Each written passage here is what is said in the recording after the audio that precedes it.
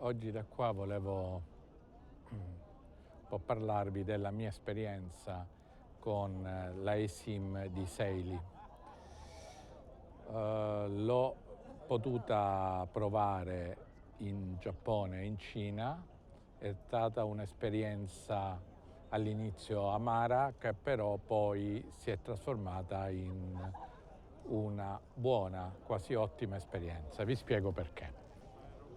Io ero già stato l'anno scorso in Giappone utilizzando sul mio Honor Magic 5 Pro, tanto per capire qual è il telefono, una eSIM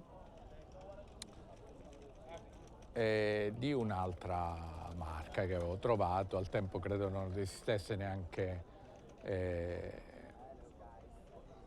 Seili.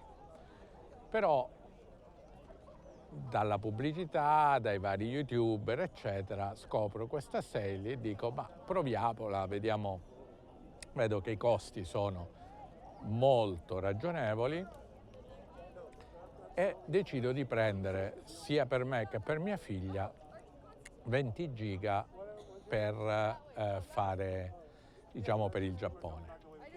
Prendo questi 20 giga, il problema è che quando sono arrivato, sia io che mia figlia, che ha un altro Honor diverso, Honor 200, questa eSIM installata tutta correttamente, eccetera, in realtà non funzionava.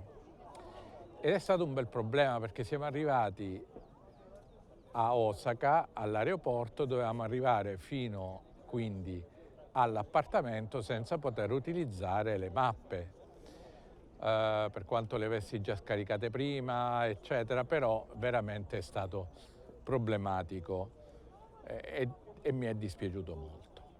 In realtà poi quando sono arrivato mi sono collegato al wifi dell'hotel, del B&B che avevamo preso.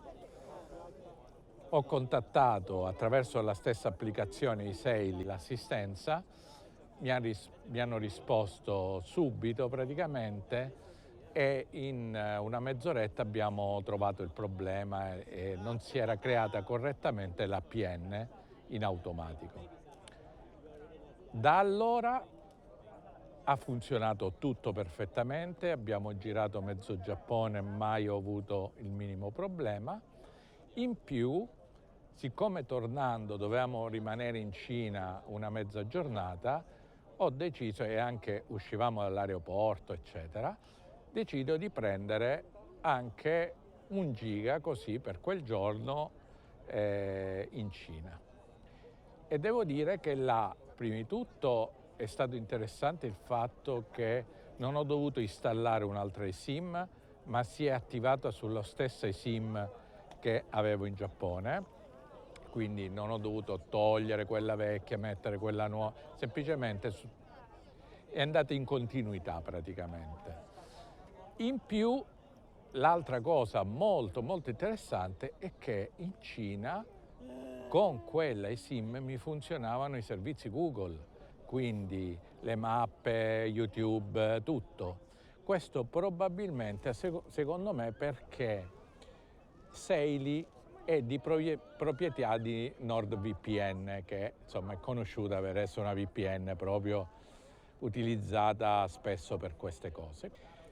Quindi è stata, come dicevo, un'ottima esperienza, soprattutto pensando a come era iniziata, però veramente poi alla fine sono rimasto soddisfatto, l'assistenza è stata rapida e veloce.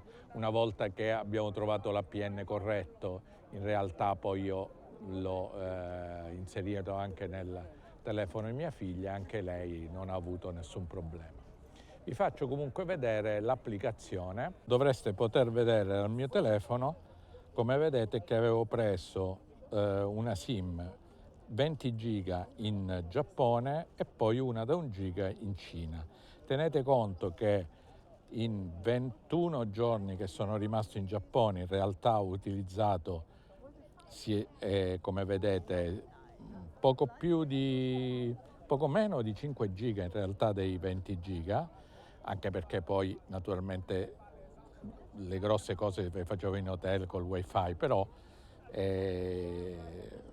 diciamo non ha avuto un buon rendimento, e anche in Cina insomma ne ho usati 0,7 su 1 giga.